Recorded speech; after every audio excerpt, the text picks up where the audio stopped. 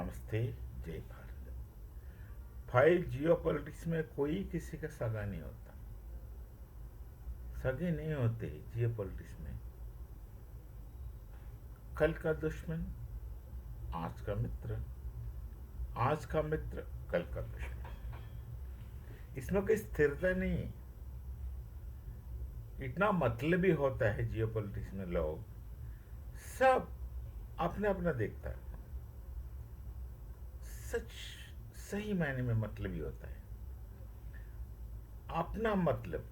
अच्छा, उसमें एक बात है, यदि आप अपना राष्ट्र का हित में मतलबी बनेगा तो भी उसमें धर्म है। पर ये राष्ट्र का हित में भी नहीं मतलबी बनता। कई लोगों को राष्ट्र के प्रति इतना प्यार नहीं है। कई लोगों को राष्ट्र से जो मिलता है वो राष्ट्र को कैसे उपयोग करके उनका जीवन सुविधाएं बैठाए, आगे बैठाए, इस सोच में और इस अपेक्षा में वो लोग स्वार्थी बन जाता है। स्वार्थी तो है। वैसे तो जो भौतिकवादी लोग होते हैं ना, अंग्रेजी में जिसे मटीरियलिस्टिक पर्सपेक्टिव वर्ल्ड व्यू वगैरह कहता है, ये भौतिकवादी लोग तो स्वार्थी होते ही अक्सर। बहुत कम भौतिकवादी आपको मिलेंगे जो निस्वार्थ है। स्वार्थी तो है अक्सर भौतिकवादी। तो ये जो लोग हैं जो अपना अपना राष्ट्र का हित, खुद का हित को मान करके, या मामला उल्टा है, खुद का इच्छा, खुद का पद्धति, खुद का हित, ये हित और खुद का आशाएं, खुद का अपेक्षाएं, इसे सब राष्ट्र हित का कपड़ा पहना के लोगों के सामने रखता है। इसे अंग्रेजी में आइडियोलॉजी कहता है। फिर शुरू में, बाद में उसे ये भी नाम मिला है, एंटोनियो ग्राम्ची ने बनाया, हेगमन नहीं बोलता है। तो ऐसे एक पद्धति दिखा करके सामने ये अपना खुद का ही लाभ ढूंढते हैं और उसे राष्ट्रहित करते हैं।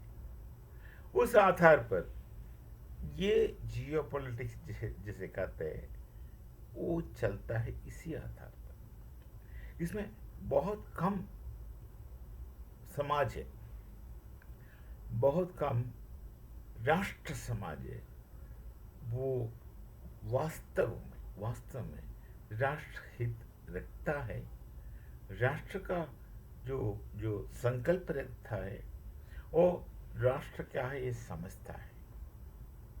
मैं तो सिर्फ अपने ही राष्ट्र का बात कर सकता हूँ, क्योंकि मैं ये मानता हूँ कि राष्ट्राय स्वाहा इदम न ममा।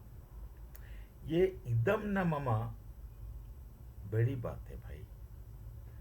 मेरे लिए नहीं, खुद के लिए नहीं, मेरे राष्ट्र के लिए। क्योंकि मेरे राष्ट्र का एक आत्मा होता है। अरे बाद में महर्षि अरविंद ने पक्का कहा कि नेशन सोल, राष्ट्र का आत्मा होता है। राष्ट्र का जीवन होता है जो स्पंदन करता है। जैसे कि जो कोश है ना अपने शरीर में, कोश। अब आजकल नई जो लोग जानकारी लेते हैं, वैज्ञानिक लोग कहता है कि हर कोश का अपना एक एक विचार होता है या बोध होता है, एक प्रकार का अवबोध होता है। थोड़ा गहराई में जाएगा तो आपको लगेगा बात सही है। आप जैसे सोचते हैं, आपका मन कैसे काम करता है, जितना आपका मन शुद्ध हो वो शुद्धता शरीर में अपने आप आ जाता है। कुटिलता शरीर में भी आ जाता है, धीरे धीरे धीरे समय लेकर के हर कोश में चले जाता है। तो जो स्वार्थ स्वार्थ लोग वो एक जगह पर है। जो भारत का जो सिखाया हुआ इदम न मामा वाली बात दुनिया में कहीं नहीं होगा, हो ना होगा नहीं।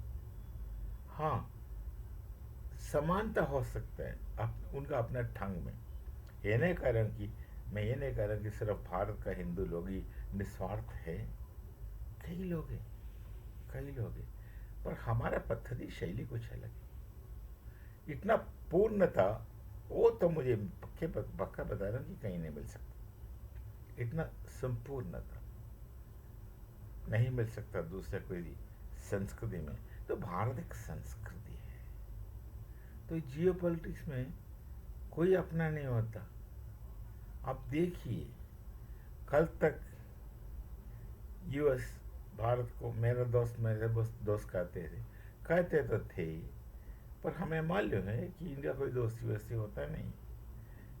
हर सबका, हाँ, बहुत कम समाज है, बहुत कम लोग है, बहुत कम राष्ट्र है जो इससे काफ़ी हट कर है। दो नाम तो मैं बता सकता हूँ जो सब जानते हैं। एक तो इसराइल है, दूसरा रूस है।